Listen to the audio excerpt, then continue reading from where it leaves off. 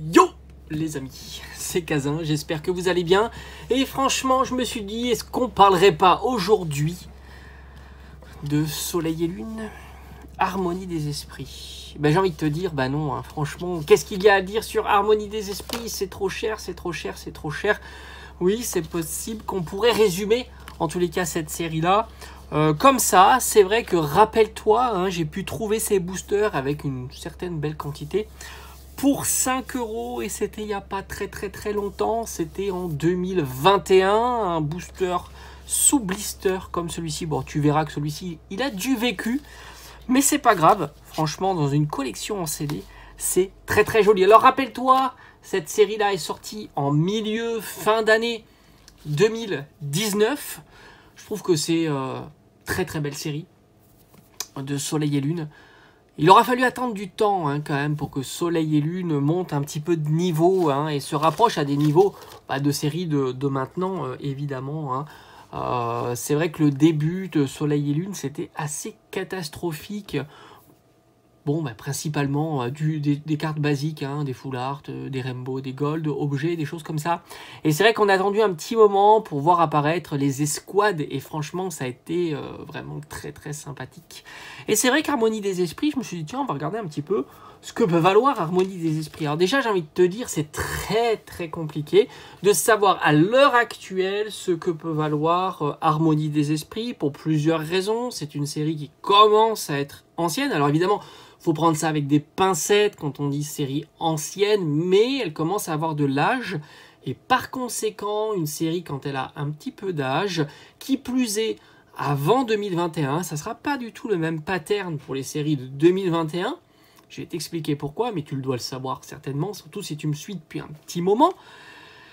Il faut faire attention parce que, alors d'un point de vue scellé, c'est plutôt, on verra, hein, mais du point de vue scellé, c'est plus basique, on va dire. Mais d'un point de vue carte, il faut faire attention sur l'état parce qu'on est en 2019 et c'est vrai qu'on faisait pas très attention sur l'état. Il n'y avait pas ce boom de la protection sous sleeve, sur sleeve et top loader qui fait que avant 2021, les cartes elles étaient plutôt mal protégées. Ça c'est vrai et par conséquent, je pense qu'il faudra mieux faire attention si tu achètes une carte de ces séries-là, donc antérieures à 2021, surtout s'il n'y a pas eu de reprint, évidemment.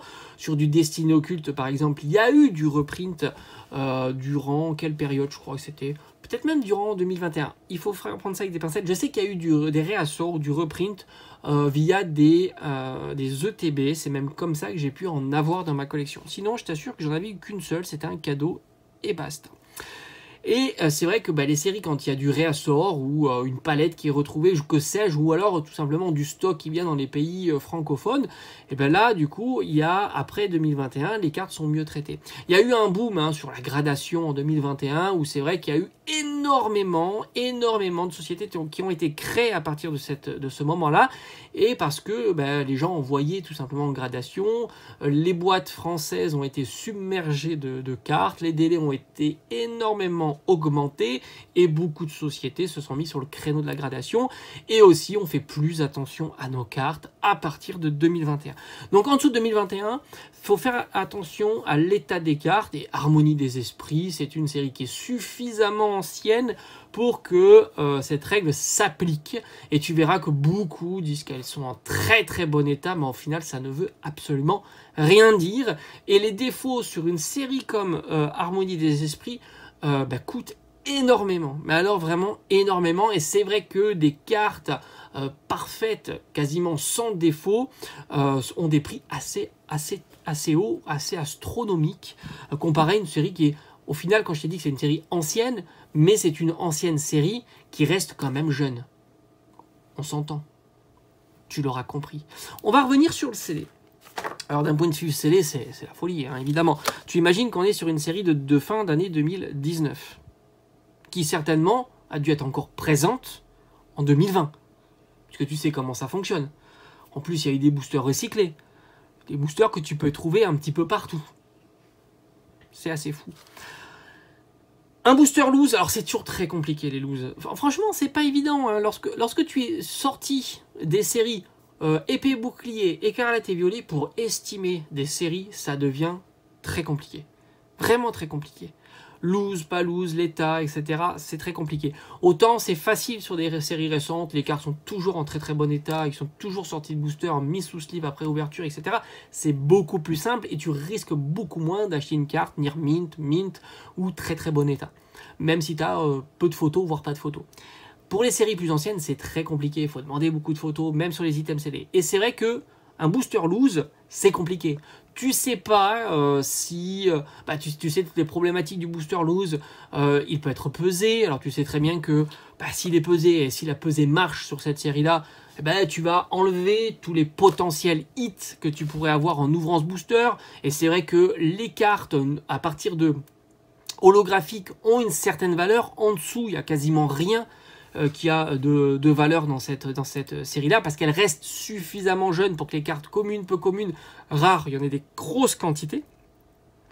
Mais sur les cartes plus intéressantes, même holographiques, il y a quelques petites cartes intéressantes dans cette série-là. Faut pas, on va dire, les sous-estimer. Il y a de jolies petites cartes holographiques. On a du petit Celebi qui est quand même... Moi, je trouve que c'est la plus belle de cette série-là, en cartes holographiques. Tu as du Raichu, tu as du Giratina, tu as du Karchakrok. Ce sont des petites cartes holographiques qui ont une certaine petite valeur. Donc, il ne faut pas les sous-estimer. Et c'est vrai que si ton booster, il est pesable et pesé, payer un booster 15, 20, voire même 25 €, c'est très très compliqué. Donc, il faut t'assurer de la provenance, sans compter qu'on sait que les boosters peuvent être décollés, recollés ou je ne sais quoi, et c'est encore pire, évidemment. Après, tu as le booster scellé, comme tu peux voir celui-ci. Plus difficilement pesable, voire même quasiment impossible à peser, puisque l'emballage a une masse qui fait varier, et cet emballage a une erreur sur la mesure, hein, tout simplement. Bref, c'est compliqué à peser. Tu verras que beaucoup de boosters dits lourds avec blister, au final, ça s'avère être léger, parce que justement, il y a la complexité de la tâche. Et c'est plus compliqué aussi à décoller, hein. Tu verras que ça, en plus sous le blister plastique, je pense que c'est quasiment impossible, parce que tu vois, tout ça est soudé sur la longueur. Je pense pas que c'est ouvrable, recollable, etc., etc.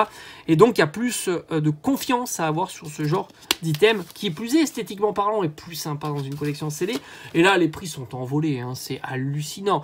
On est sur une série de 2019. Alors c'est vrai que je te dis assez ancienne, pas ancienne, plutôt récente. On ne sait plus où donner de la tête. Mais c'est vrai que sur des boosters Soleil et Lune, et c'est vrai que à partir des escouades, les boosters Soleil et Lune sont populaires. Ça, on est obligé de le reconnaître. Il y a eu un boom, et c'est vrai que c'est là aussi, c'est compliqué à estimer, puisque tout ça, on a l'impression que ça monte, ça descend, ça remonte, ça redescend, c'est compliqué. 40, 50, 60 €, voilà, on est à peu près à ces niveaux-là, sans compter que les illustrations de ces boosters sont juste incroyables. Là, je t'ai montré le magnifique duo Deoxys Mentali, mais on aurait pu en voir d'autres, et franchement, ça fait le taf, c'est magnifique. Moi, je peux comprendre que il y ait une grosse plus-value, même si on fait abstraction du poids du booster, du fait qu'il y ait une possibilité de décoller, recoller. Je peux comprendre qu'on est fan de ce genre de format. Moi, je te dis, hein, j'ai toujours été fan du scellé, même quand ça valait rien. Faut pas croire, le scellé n'a pas toujours été tendance. Ça aussi, on a vraiment une mauvaise idée. J'en ferai peut-être une vidéo. De penser que le scellé a toujours été tendance, a toujours augmenté, etc. Mais c'est pas vrai. Moi, j'ai commencé ma collection en scellé en 2015. Le scellé, franchement, tout le monde s'en foutait un petit peu. Et c'est comme les jeux vidéo, d'ailleurs. Tu peux faire un parallèle aux jeux vidéo. Les jeux vidéo scellés a pris un boom, mais hallucinant. Mais ça s'est pas fait tout de suite. Et les collectionneurs de scellés, à la base, les gens s'en foutaient un petit peu du scellé jeu vidéo. Et ça a pris un petit peu comme Pokémon, d'ailleurs. C'est marrant, tu peux faire le parallèle. La seule différence, c'est que l'explosion sur le prix des jeux vidéo s'est fait avant l'explosion du prix de Pokémon. Donc c'est marrant, parce qu'on pourrait imaginer de voir le futur de Pokémon en regardant comment a évolué les jeux vidéo. Et surtout que moi, je collectionne les deux, hein, tu le verras, tu le vois, il y a ce magnifique Pokémon jaune. Tu prends un Pokémon jaune comme ça, 2011-2012, sous blister, parfaitement scellé, c'est un truc que personne ne voulait, ça valait 40 balles. Maintenant, ça vaut 1000, 2000 euros, je ne sais pas, je ne l'ai pas moi dans ma collection. Mais à un certain moment, tout le monde s'en foutait. Donc c'est pour ça que le scellé, moi quand j'ai commencé le scellé, c'est 2015, je t'assure que on n'en parlait pas beaucoup du scellé, hein, tout simplement. Et c'est vrai que les tendances, les modes se font, etc. Ils se défont aussi. C'est pour ça qu'on peut ne jamais savoir si le scellé un jour va pas perdre sa hype et diminuer. Voire même être plus tendance. En tous les cas, moi je peux comprendre, c'est très joli. Moi j'ai toujours été fan du scellé. Je serai toujours un fan du scellé. Je l'ai été quand le scellé ne valait pas grand chose. Je le serai encore si le scellé devenait quelque chose de pas intéressé par Pokémon. Les gens qui collectionnent ne seront pas intéressés par le scellé. Moi j'aime bien, j'adore les boosters individuels en scellé. Voilà, tout simplement. Donc très très sympa. Mais c'est vrai qu'avant je faisais plutôt scellé coffret. Moi je préférais les coffrets, mais c'est vrai qu'au final ça prend trop de place. Donc c'est pour ça que je me suis rabattu aussi au fil des années vers les boosters individuels qui, tu l'auras compris, prend beaucoup de place. Alors tu as compris, hein, le booster étant très très cher, la display tu n'imagines même pas. Alors on va pas l'imaginer, tu l'auras compris. On va quand même parler des petits decks que je trouve plutôt sympas. On n'en parle pas suffisamment des decks, mais alors faut attention parce qu'il y a deux types de decks, on va dire. Il y a le deck sous rigide, comme tu peux voir celui-ci. Et il y a le deck sans le rigide, parce qu'on voyait les deux en boutique. Évidemment, tu l'auras compris, moi étant fan de blister, je le préfère largement comme ça. Mais les deux existent, ou les deux coexistent. Et là, on est... Bon, je vais pas te donner de prix, c'est compliqué. Hein. On a deux beaux decks, dont un à prioriser, évidemment, qui est magnifique.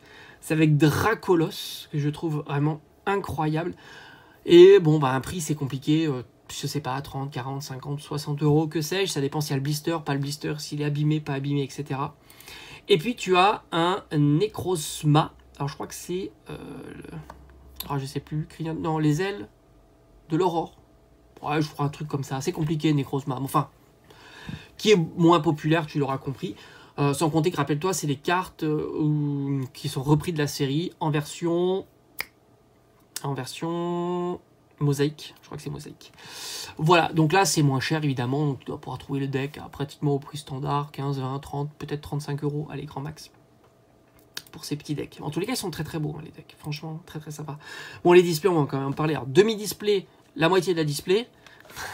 Bonne blague. Demi-display, on est entre 500, 600 euros. C'est 18 boosters. C'est normal. La série est populaire, hein, c'est comme ça. Mais ça ne veut pas dire qu'elle sera tout le temps populaire. Attention.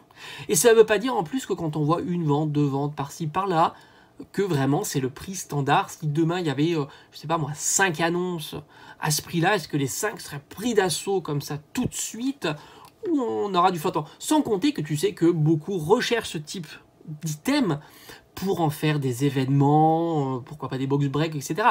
ou produire du contenu. Il ne faut pas sous-estimer aussi le milieu, parce que les quantités sont quand même pas grandes. Et en même temps, tu sais qu'il y a un milieu qui travaille autour, qui propose du contenu. Et franchement, s'ouvrir une demi-display ou une display Harmonie des Esprits, ça peut être très sympa à faire. Donc tout ça, c'est un contexte. Est-ce que ça continuera dans 1 an, 2 ans, 10 ans? On n'en sait rien. Il y a tellement de paramètres qui fait que franchement, prédire si une série sera demandée, etc., ça devient compliqué. Ce qu'on peut faire, c'est le suivre au jour le jour. Et forcément, si tu vois que ça commence à monter, tu peux imaginer que le jour suivant, les semaines suivantes, ça va continuer à monter. Si tu commences à voir que ça diminue, tu peux imaginer qu'il y a des tendances. Ça s'appelle des tendances, tout simplement. Prédire quelque chose sans tendance, au final, on n'en sait rien. Mais suivre une tendance, ça permet de savoir connaître la tendance. Même si la tendance peut se renverser du jour au lendemain, mais n'oubliez pas qu'on est sur de la collection. Les tendances ont du mal à s'inverser du jour au lendemain parce qu'on est sur de la carte, la collection, voilà, donc c'est logique. On est là pour la collection. La display, alors là, la display, j'en sais rien, j'ai envie de te dire, mais 1000, 1500 euros, ça doit être quelque chose de cet ordre-là. Voilà. On sait que les displays sont des jolis items de collection, c'est l'item phare de collection, mais ça reste un budget très très conséquent, tu l'auras compris. Mais c'est vrai que si tu compares avec d'autres displays de séries plus anciennes, les hits m'ont l'air plus sympas. dans Alliance Infaillible que d'autres displays. Tu prends une display Soleil et Lune de base, elle doit tourner autour de 400 à 500 euros, ce que je trouve plutôt très cher, puisque dedans, il n'y a pas grand-chose en termes de hit à aller chercher. Alors oui, ça doit s'expliquer par le fait que c'est un bel item de collection en scellé et que la quantité ne doit pas être très très importante et que ça reste quand même un item phare dans cette collection-là. Donc tu l'auras compris, le scellé sur une série comme Harmonie des Esprits, dur. Très dur, mais bon, du Hot Shock, qu'est-ce qu'on a aussi Éclipse Cosmique, et puis il y en a toujours une dont j'oublie, Alliance Infaillible. Voilà, ce sont des séries cultes, on va dire, de Épée et Bouclier. Et il y a un vrai tournant avec les autres séries, ça c'est clair. On peut pas, avec les autres séries du bloc, hein, on peut pas le nier, quoi. Même s'ils ont essayé des petits trucs, hein, on a vu les petites prismes, mais ça s'apprend pas. Moi franchement, j'en suis fan des prismes, mais on l'observe, hein, ça ne prend pas. Et j'ai envie de te dire, tant mieux, parce que moi, je les avais pas. Je les ai un petit peu complétés, tu les trouves pour 1 ou 2 euros. C'est plutôt cool. Mais quand je te dis que je suis fan, ça veut pas dire, encore une fois, que ça va monter. Tout comme les cartes... ça y est, j'ai perdu. Comme les primes, j'aime beaucoup les primes, mais ça veut pas dire que les primes vont monter de valeur dans les années à venir, j'en sais rien. Mais je les aime beaucoup et elles sont pas chères, et je dis tant mieux, voilà, tout simplement. Moi, ça me va, en tous les cas. Alors, qu'est-ce qu'on a sur cette série-là? Des bangers, comme on dit, hein, c'est le mot à la mode. Donc, on va le dire, on va l'utiliser, on est dans la mode. Alors, déjà, on a des rainbows. Alors, les rainbows, tu auras compris, il y en a beaucoup. C'était la tendance, hein. Soleil et Lune, c'est les rainbows. C'est l'apparition des rainbows, qu'est-ce que tu veux? Ils l'ont utilisé. C'est pas ce qui plaît, mais c'était la tendance du moment, même si, heureusement, dans cette série-là, ils ont mis les escouades et les alternatives. Et ça, je dis bravo. Les golds aussi, c'était les tendances, mais les golds, on les a déjà vus par le passé, même si le format est différent.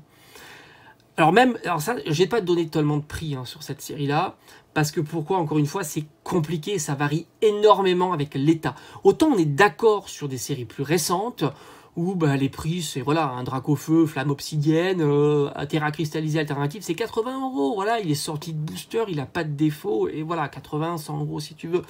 Autant là, c'est très très compliqué, c'est vraiment une question d'offre, de demande, de contexte, etc. Et ça peut varier drastiquement, sans compter que les cartes sont chères. Voilà.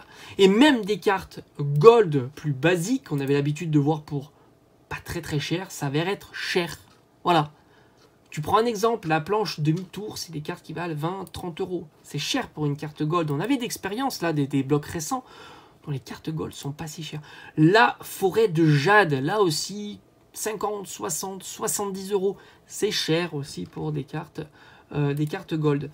Et puis on pourrait voir d'autres comme la bombe géante. Je trouve ça très très marrant. Et là, on est aux alentours d'une quinzaine d'euros. Donc là, c'est plus raisonnable. Donc tu t'aperçois qu'un petit peu, c'est compliqué d'avoir une idée sur les cartes gold, et il faudrait vraiment aller voir chacune des cartes gold, mais disons globalement les cartes gold sont beaucoup plus chères des blocs plus récents, et je pense être assez sûr qu'il y a quelques années ces cartes gold valaient pas très très cher, un petit peu comme on a vu sur tout un tas de cartes gold. Mais on est passé à 2021, et 2021 il s'est passé quelque chose évidemment. Alors sur les cartes Rainbow, tu as des grosses cartes Rainbow avec plusieurs, un Mewtwo avec Mewtwo Rainbow, c'est une carte qui vaut très très cher, certainement plus de 100 €. Là encore une fois, je vais pas m'aventurer à donner un prix fixe pour une carte comme ça, mais je verrais bien 100, 150, 200 € pour un exemplaire en excellent état. Et quand je dis excellent, quid de la gradation excellent, mais plutôt mint, hein, tout simplement. 10 sorties de booster impeccables, potentiellement un PSA 10, et là encore une fois c'est encore pire, parce que là c'est gradé, tu sais comment peut impacter la gradation sur ce style de carte. Là aussi, un Latios GX Rainbow, c'est compliqué aussi, 50, 100 € suivant l'état, évidemment, etc. etc. C'est vrai que c'est compliqué, et il y a un réel intérêt, là, cette fois-ci, à aller sur les sociétés de gradation qui apportent, entre guillemets, le plus de valeur à la gradation. On a un très joli duo Psychoquack et Ramolos, que je trouve très joli, 30, 40 € là aussi. On a un Dracolos aussi en Rainbow. Alors là, c'est pareil, on doit flirter avec les 100 €. Enfin, comme je t'ai dit, hein, on va les voir comme ça, les unes après les autres, mais c'est vraiment des prix où il ne faut pas le prendre avec certitude. Hein. Très jolie escouade aussi de Tyrannosif avec notre cher ami que j'ai oublié son nom. Mais c'est très joli aussi, 50, 60, 70 €.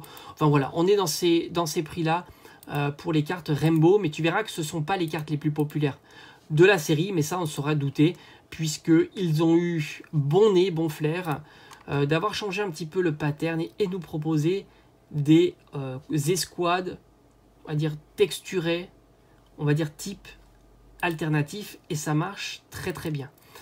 On a, je trouve, la plus belle d'entre elles, c'est le Raichu, avec donc ces Raichu d'Alola et Raichu que je trouve vraiment magnifique. Et là, encore une fois, ce sont des cartes qui valent très très très cher. Donner une estimation, c'est compliqué, mais plus que 100 €, ça, je pense, sans trop de difficultés. Et encore une fois, ça a un potentiel très très haut. On a aussi du noix de coco qui est très très sympa. Enfin voilà, les cartes, je vais te les montrer quand même. Je vais te les montrer. Alors, il y en a une, c'est une mention spéciale. Je vais t'en parler aussi après. Mais je vais toutes te les montrer. Les cartes dresseurs aussi sont des cartes qui sont relativement chères. Je t'en avais parlé, rappelle-toi, des cartes dresseurs, qu'elles ont tendance, avec les années, à monter. Mais enfin, en tous les cas, c'est une belle série qui coûte très très cher. On a la faveur d'Ondine, qui est une carte qui est plutôt chère aussi, qui doit s'approcher, on va dire, d'une centaine d'euros, voire même plus que d'une centaine d'euros. Mais là, encore une fois, hein, je préfère être prudent sur les tarifs. Il y a une alternative qui est le Ténéfix, ça y est, je me suis retrouvé son nom, et le Tyrannosif, qui elle est un petit peu moins cher que les autres. Ça s'explique pourquoi.